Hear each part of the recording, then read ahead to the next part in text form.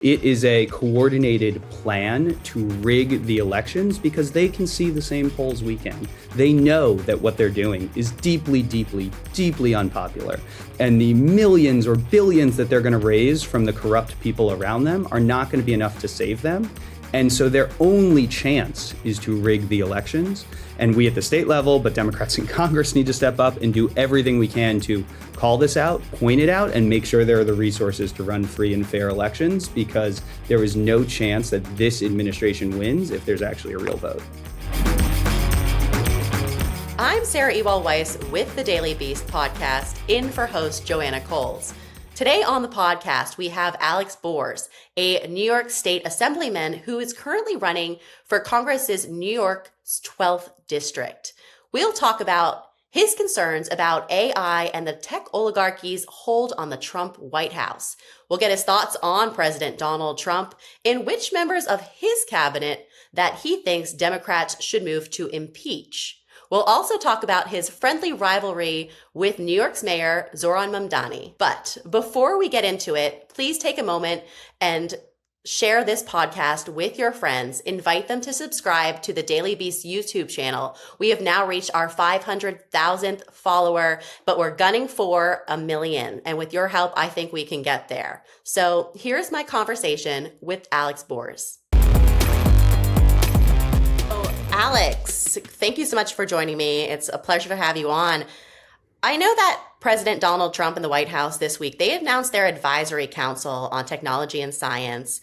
It's got a lot of big names on it, like the head of NVIDIA, the Michael Dell for one. We've got Larry Ellison of Oracle, Mark Zuckerberg. You talk about being like big AI's number one target, but when it comes to the tech world, when you look at this list of folks who are advising Donald Trump at this given moment in time, who do you find the most disturbing or scary at this stage? It's worse than putting the fox in charge of the hen house. This is putting arsonists in charge of the fire department. I mean, we can ask industry for advice. They should be part of it. But to have a council that is effectively just tech billionaires is a really worrying sign, and one that, shows whose thoughts are going to be really leading this and whose opinions are going to matter. There should be a broad spectrum of people on there. I think the most worrisome are the people who are not just giving technical advice, but also trying to shift elections. So Mark Andreessen is part of this council. He is also the founder of Leading the Future, the $125 million super PAC that has named me public enemy number one, but is also being used to try to intimidate Congress members throughout the country from touching AI at all. He's a radical activist at this point. It's unclear why he should be even being listened to in terms of policy. When it comes to big AI, you talk about being public enemy number one. I mean, what are your biggest concerns with this rapidly expanding industry right now?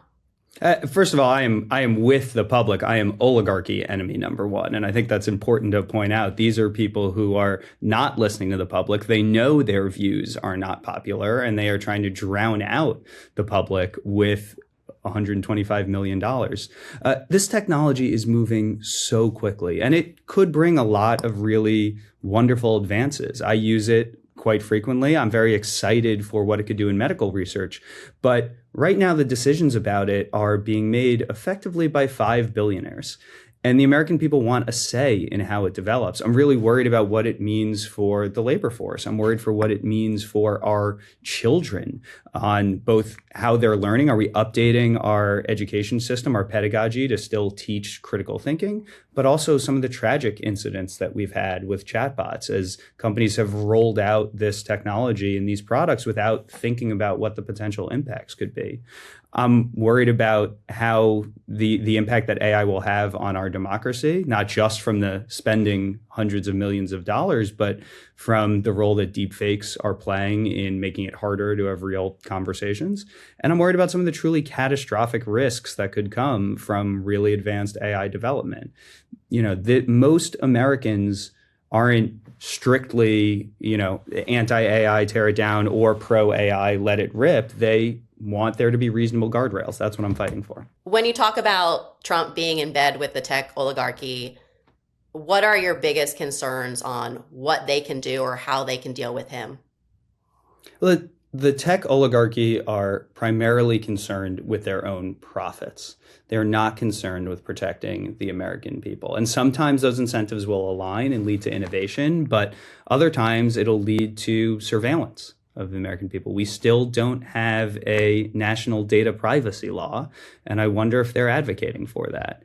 These are also all of the same people that were pushing against the export controls on AI chips. They were the ones who were the loudest cheerleaders for sending advanced technology to China. And so I don't think they fundamentally have Americans' interests at heart. I think they have their own profitability at heart. Doesn't mean they don't have a seat at the table, but they certainly shouldn't have all of the seats at the table. And there certainly should be people who we know are standing up for Americans who are really pushing forward and being the main drafters of this policy.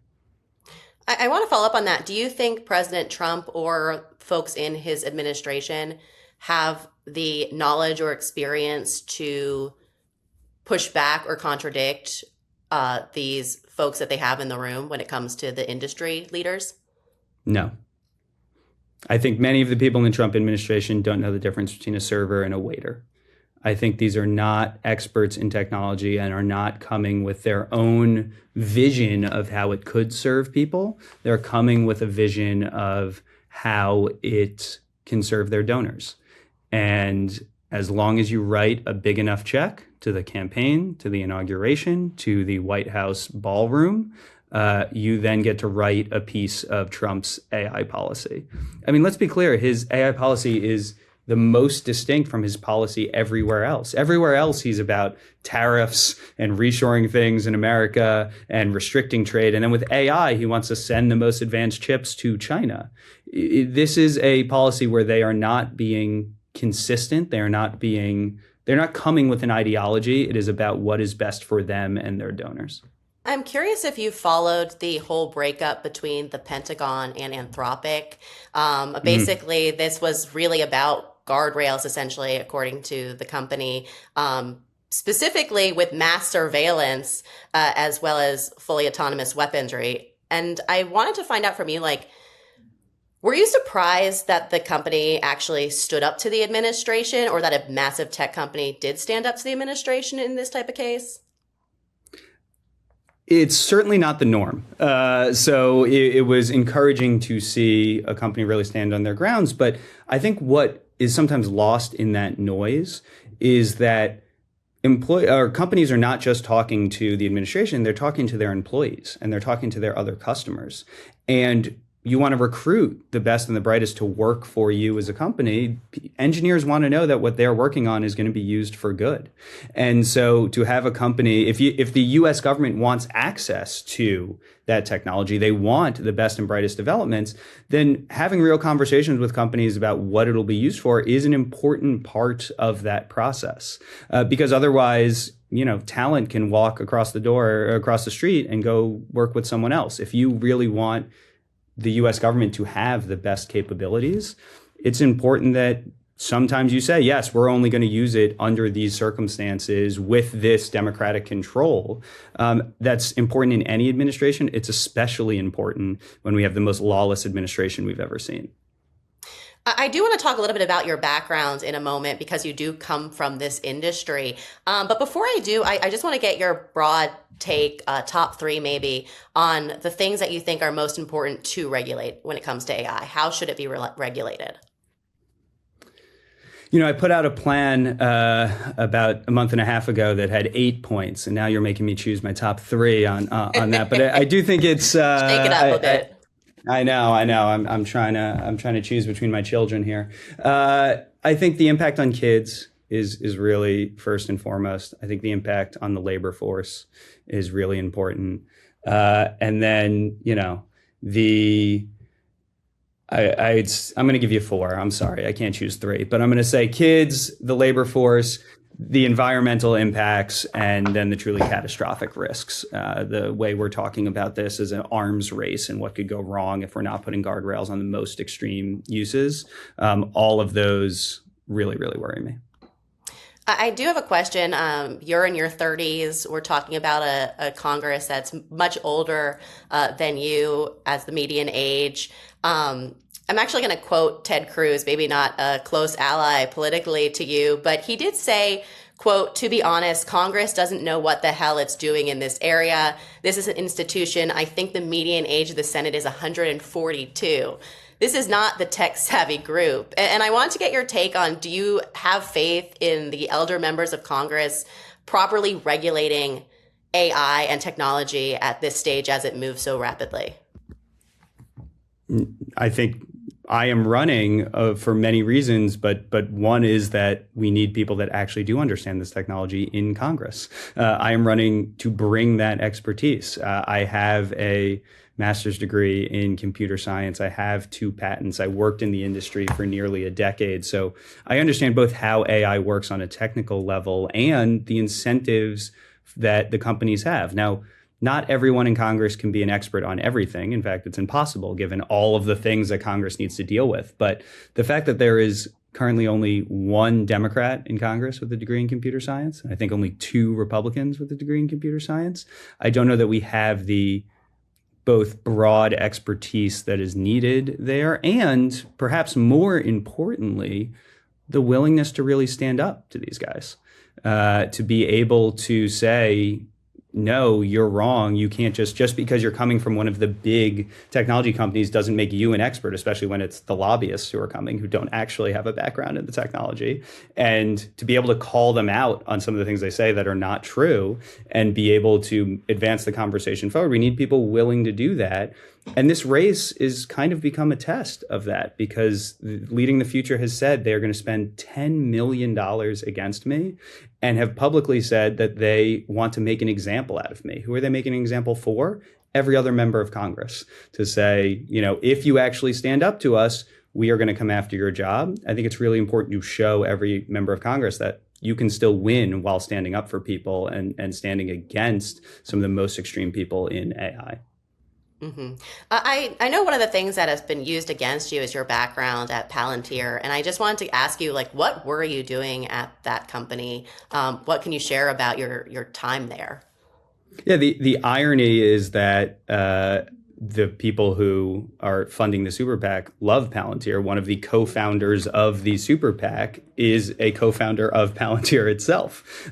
So they are just throwing spaghetti at the wall. I joined Palantir during the Obama administration because I thought that tech can and should be a force for good. I worked with the Department of Justice to fight the opioid epidemic and to go after the big banks for their role in the Great Recession. While I was there, we recovered $20 billion for taxpayers from the banks that committed fraud in order to make more profit.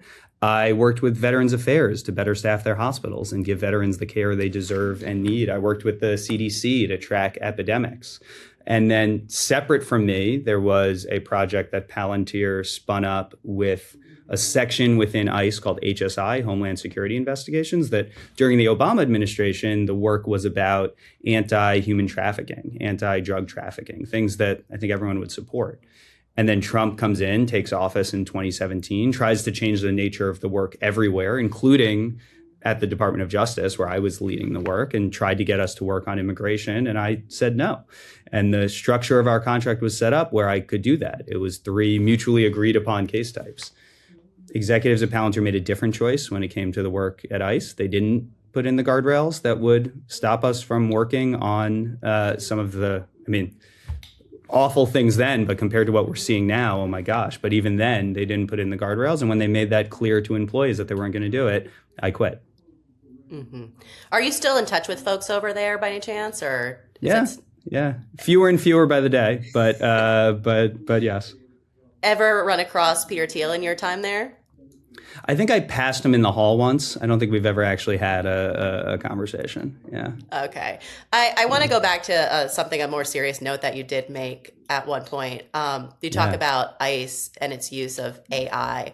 And I want to find out from you what you find most concerning about what potentially is happening. How do you think ICE is using AI at this time under the second Trump administration? Well, it's using AI to try to figure out where people are and is making a lot of assumptions on that. In general, you would be worried about understanding and having explainability on how any of those algorithms are working. With this administration that is just setting broad quotas on the number of people to pull off the street and isn't actually concerned with if they're talking about violent criminals or peaceful neighbors, those mistakes probably aren't even seen as mistakes. They're just being viewed as more places to send agents. So the use of AI by ICE is concerning. Even more concerning is just ICE's goals right now is just to send these violent thugs into our streets to try to round up our peaceful neighbors. The rot of this agency has gone so deep, and we not just need to abolish ICE, we need to completely dismantle this agency, and we need to prosecute agents and those giving them the orders that are violating the law. In terms of how Congress has been handling this fight over ICE, as this is recording, we could have the House passing legislation to fund DHS without ICE enforcement. What's your take on how Democrats have been navigating this fight over ICE funding so far? The Trump position is so nonsensical and self-defeating, and the Democrats are right to point that out. ICE is now would be one of the largest militaries in the world in terms of the amount of funding that has gone into it. And the Trump administration and Republicans in Congress are holding out and shutting down the government in response to requiring even more funding for ICE. I mean, that is a horrific demand. And then they're not paying TSA workers many of them are obviously walking off the job, taking other jobs. Workers deserve to be paid. And so they try to supplement that by sending ICE agents to airports. I thought ICE needed more funding, according to the Trump administration, but now they can take on extra jobs. I mean, we should not be giving this agency any more funding. We should have the Trump administration completely owning this, the horror that they are pushing forward. And I think Democrats should be holding the line on that. This is a pit that Trump has dug himself into, and we should continue to point to it and continue to insist that this agency be abolished. You are in state politics in New York. Obviously, the president, you mentioned, sent ICE into airports, including ones in New York City. There's been talk among MAGA folks, Steve Bannon in particular, about using ICE during the midterms. As a state lawmaker currently, what is the conversation like in New York amongst you and other state lawmakers about the concerns for the upcoming midterms when it comes to the Trump administration? Oh, we're looking at everything that the Trump administration is saying and realizing that these are all related, right? So sending ICE to the polling places to intimidate people, which is all they would be doing, right? Polling places, you have to be a citizen to vote. There's no reason for even in ICE, in any world where ICE should be there. It is just to intimidate voters. We want to make that clear. We also want to make sure that the polling places are safe and done with state resources and do all we can to be preventing ICE from coming there. But when I say we're looking at everything, notice that what another action they're taking is trying to crack down on mail-in voting.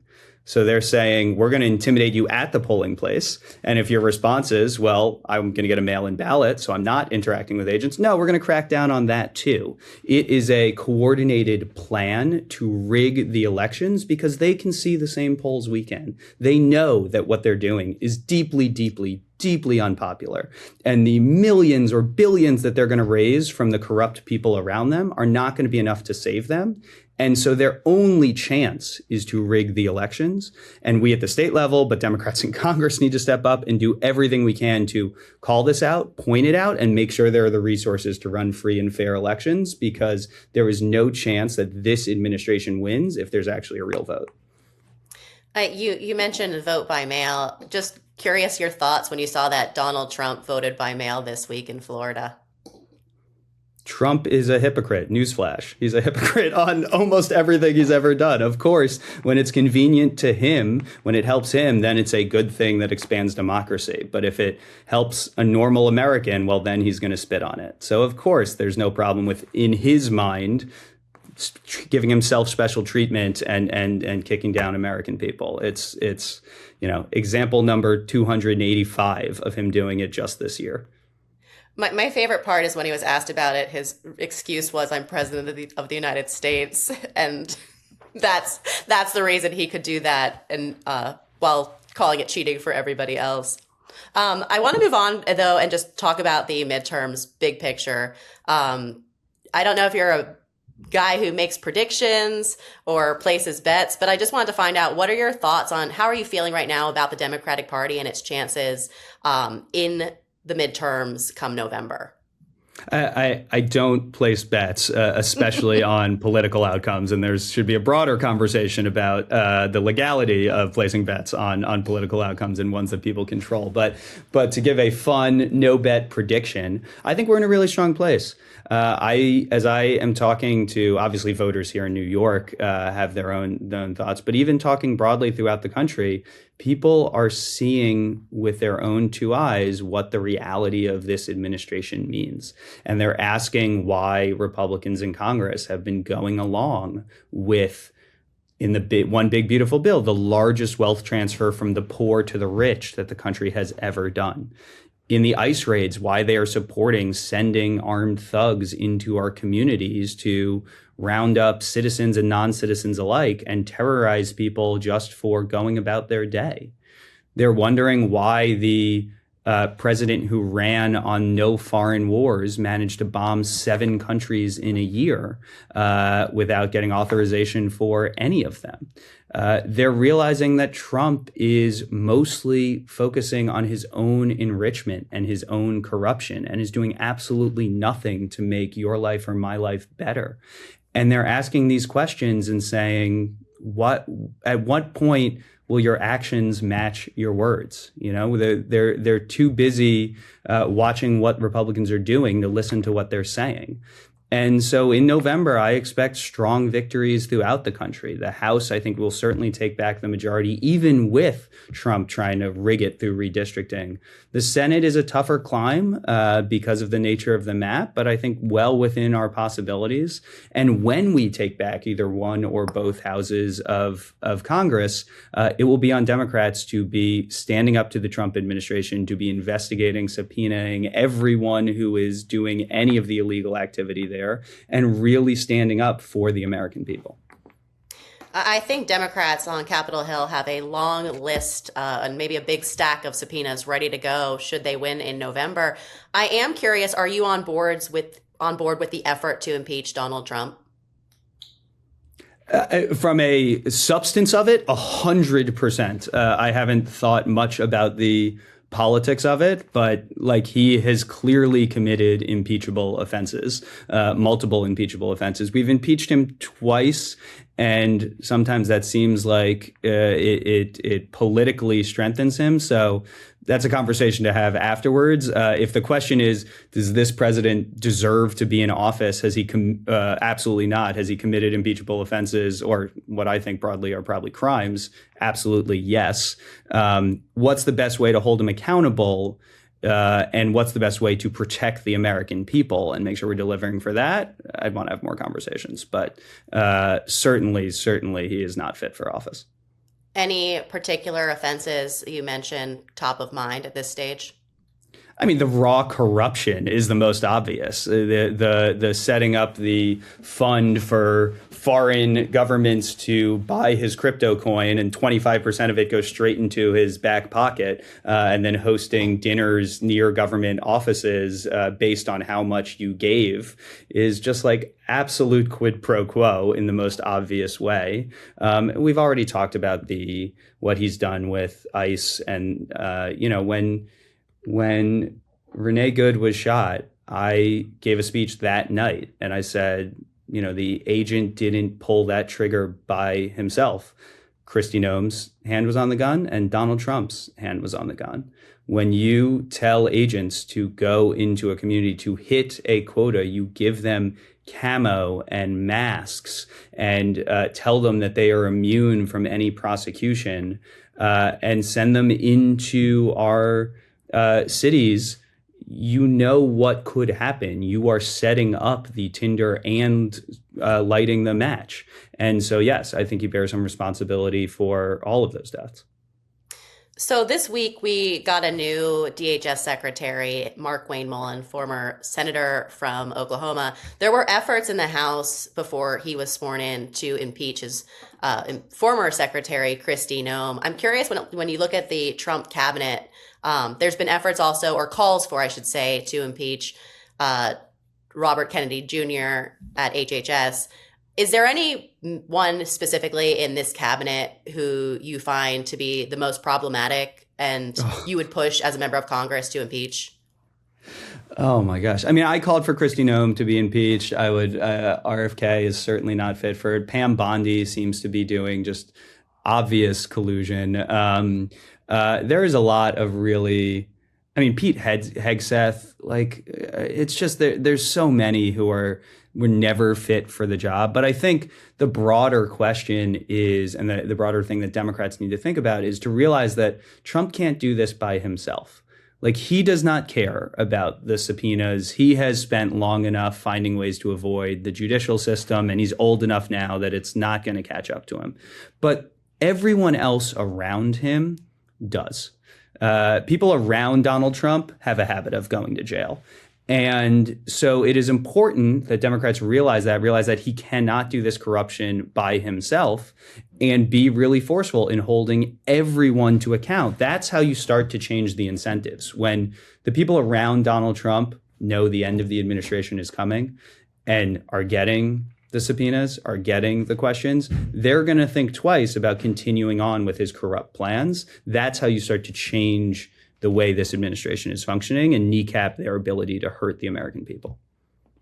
So is Donald Trump just immune at this point? It's everyone around him. Well, I don't think you give up, but I just think he has learned the lessons that it's not going to catch up to him. I'd love to prove him wrong, but I think even just by taking the actions around the people around him, you will see a change of behavior much more quickly than you will if the only person you're going after is Donald Trump. Fair enough. I want to talk to you about your specific race. It's kind of the Wild West feeling right now. It's a very blue district. It's a very crowded race. And I just wanted to find out what you think is your path to victory in this large group of folks who are all running to represent that district in Manhattan. I think I've become the overwhelming frontrunner in this race. I started as, I represent about 20% of the district already in the state assembly. And in my coming on 3.5 years in that time, have passed 29 bills, which is about the same amount that Congress as a whole passed in 2023.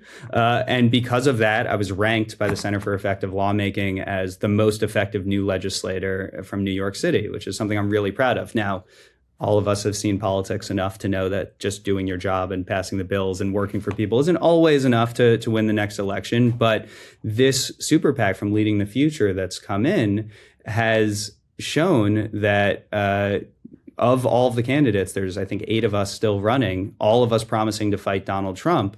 There's only one candidate that Donald Trump's mega donors are spending millions of dollars against. And so Mark Andreessen, who we just discussed, and Ben Horowitz and Greg Brockman, the president of OpenAI, who in the second half of 2025 was Donald Trump's single largest mega donor, they have committed $10 million to stopping my run for Congress. And this is a very educated district. It's a very informed district. It's a very clued-in district. And they realize that's not normal. And when they search and they say, oh, wait, everyone's promising to be Donald Trump's fighter or fighting against Donald Trump, but his mega donors have chosen the person that actually scares them, and they've chosen to go this hard against Alex Boris. Probably that's the guy that we should be sending there to fight on our behalf. You represent the district. You're obviously very engaged with people in your community. But is it weird to be running against these big names that have been names that Democrats have kind of flocked towards, especially more recently? I mean, we've got the grandson of JFK, and then we have a prominent anti-Trumper, though formerly a Republican, in George Conway. I mean, is it a strange experience to be in your hometown, in your district, and running against folks like this? I'm born and raised here. I'm running to represent like my elementary school and middle school and high school and where I've spent nearly my entire life. And there are some people that treat New York 12 as sort of the world's congressional district or the country's congressional district. And there's a lot of local issues around our infrastructure funding, around the subway, around our housing, around our healthcare that I'm really excited to engage with people on. But I will say that there's two campaigns in this race that have raised millions with a S, plural, of dollars. And those two campaigns are mine and the Trump mega donors who are coming after me. As a through and through New Yorker, I actually recently learned that you have a relationship or had a good relationship with the mayor of New York City, Zohran Mamdani. I wanted to find out, I hear you played basketball up in Albany together. So I wanted to find out, what is your relationship with the mayor like now that he's no longer obviously headed up to Albany all the time? Yeah, and he's a little busier in his new job, but we've had a really good relationship. I've worked with him for 3 years plus in the assembly.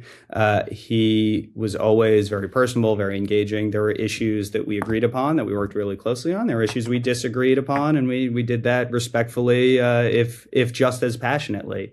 But he always came across as someone who was really focused on doing what he thought was right, and whether or not I always agreed with that vision, I could tell that he was being genuine in it. Politics can be a weird arena. And Tuesday nights up in Albany, we would have a basketball game. Legislators could play, staff could play, advocates could play. But the rule was no talking about work. We were just there to play basketball, blow off steam, et cetera.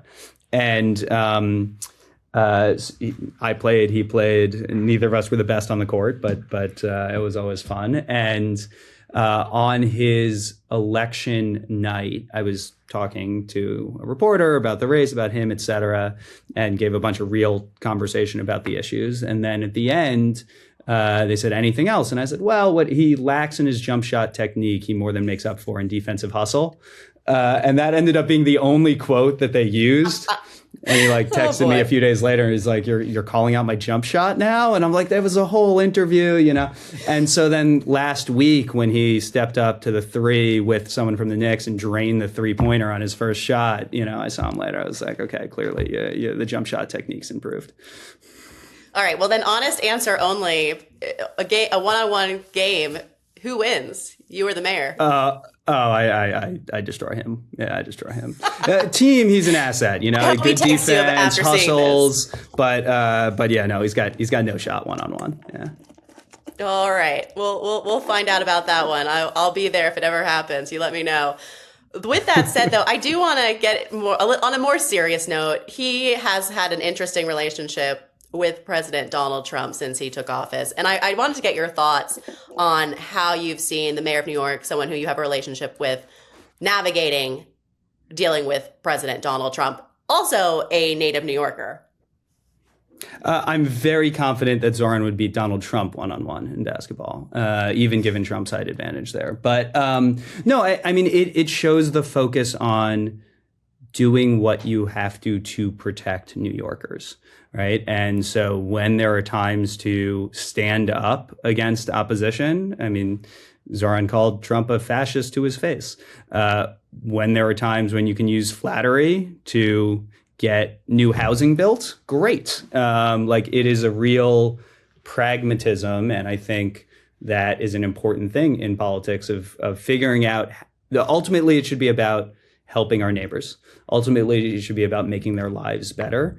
And I think Zohran so far has done a great job of navigating with Trump the times when flattery will help get results for New Yorkers and the times when we need to stand up and push back. You are running for Congress in New York. The current minority leader in the House is a New York congressman. The current minority leader in the Senate is a New York senator.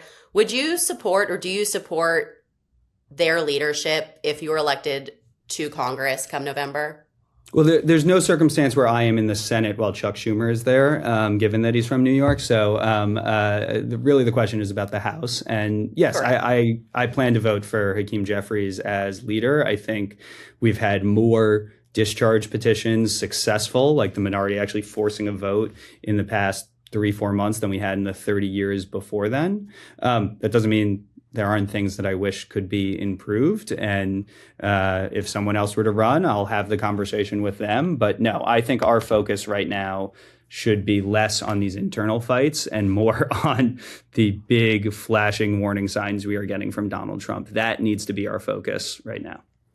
What would you want to see more of, I mean, between now and November even, from the Democratic Party as it is currently in Washington?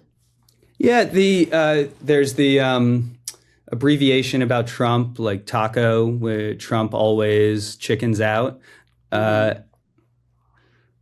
We've had a few standoffs recently where it felt like Democrats were the ones that backed down.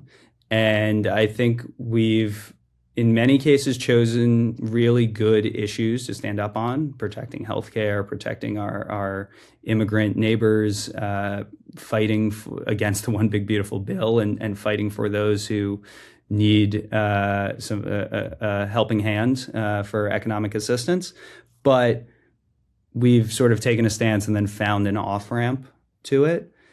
And the American people are tired of that. They want actual results. And so I think, making sure that it is Trump that always chickens out and not the Democrats would be a nice change for the next few months. We talked a little bit about how Mamdani has navigated dealing with President Trump, but I actually am curious about your thoughts on how some other prominent names in the Democratic Party have dealt with Trump.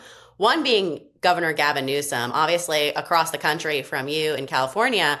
But he's taken a very different approach, a very combative approach, and really been breaking through some of the noise with some of his engagement, specifically on social media. And I was curious about what your thoughts were on that approach to dealing with the president and the administration. I think we should be trying everything. I think Democrats too often say, oh, this is the one right way to do it. And then everyone tries to fit into that mold. For some people, it'll be having really serious policy takedowns. For some people, it'll be what you can do at the hearings. For some people, it'll be funny tweets.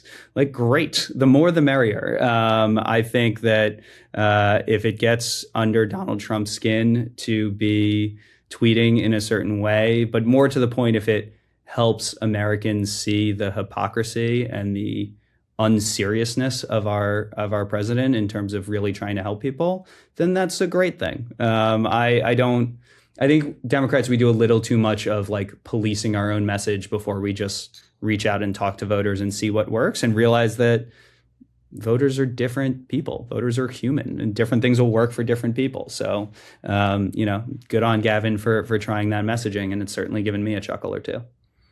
Fair. On the flip side, I am curious, if you are elected to Congress, I mean, where do you see yourself or Democrats potentially having a place where you can work with President Donald Trump?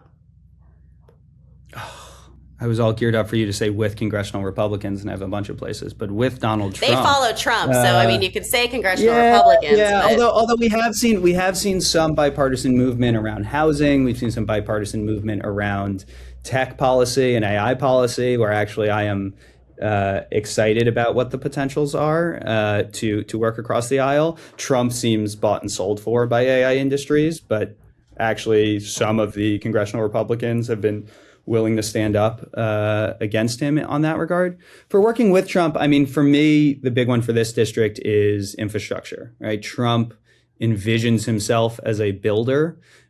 New York 12 is a major infrastructure hub, a major transportation hub for the whole Eastern Seaboard. And we need to complete the Gateway project and bring those good jobs to the district and also just make it easier to travel by train.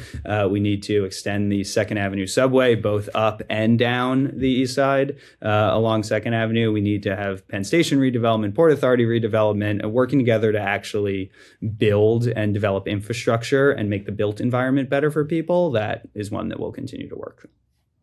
It's actually funny you mentioned the Second Avenue subway because the president was asked about that during an event recently at the White House. And it was such a very specific, targeted question by a reporter, I presume was from New York.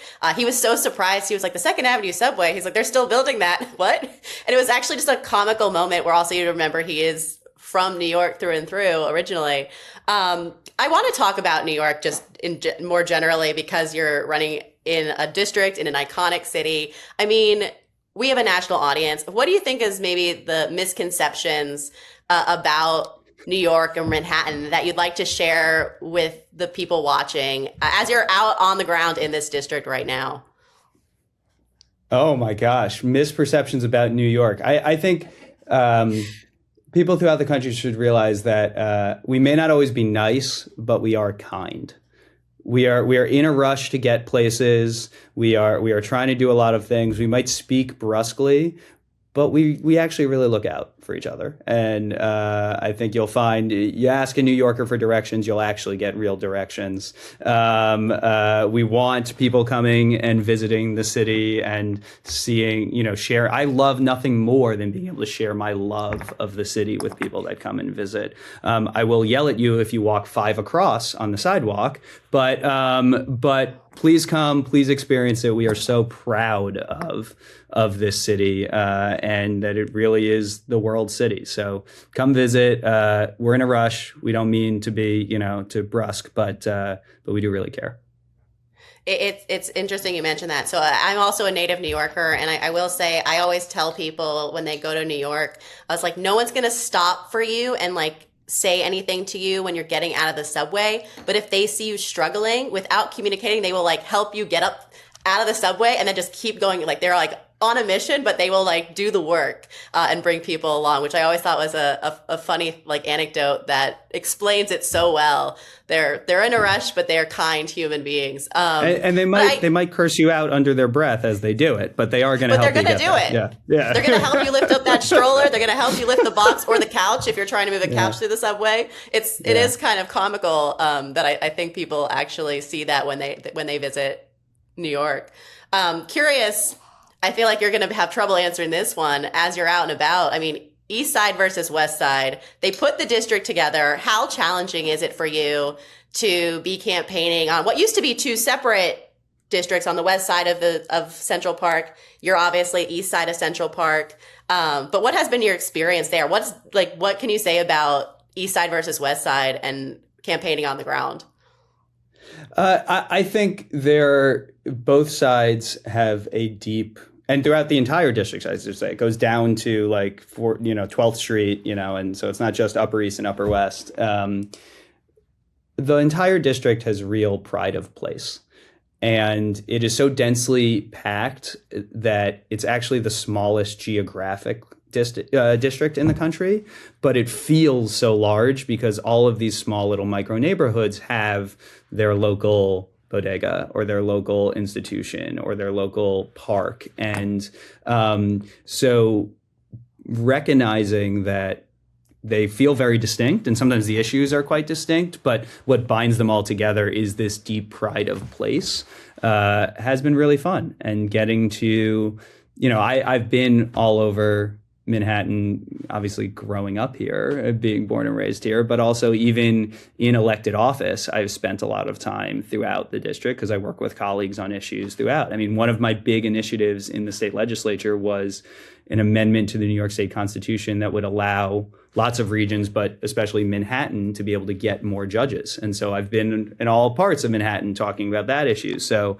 it's fun. It's, the same way we all have pride in New York City, the people in Chelsea have pride of Chelsea and of, the Upper West Side and of Yorkville and of Turtle Bay. And, it's been great to experience all these micro neighborhoods. I'm going to put you on the spot with my last question, but for those visiting your district that you want to represent, recommendations on where they got to stop for food. Oh, man. Yeah. So I will say that everywhere you go is going to be great, and I mean that. New York is a culinary city. You should find, like, my description of New York, let alone my district, is you can get whatever you want, wherever you are, at any time of day, and you should take advantage of that and really enjoy. I'm going to defer on any specific recommendations. I told you I was putting you on the spot with this last one. Yeah, but I will stand by the food you're going to have here is excellent, and please come try it all.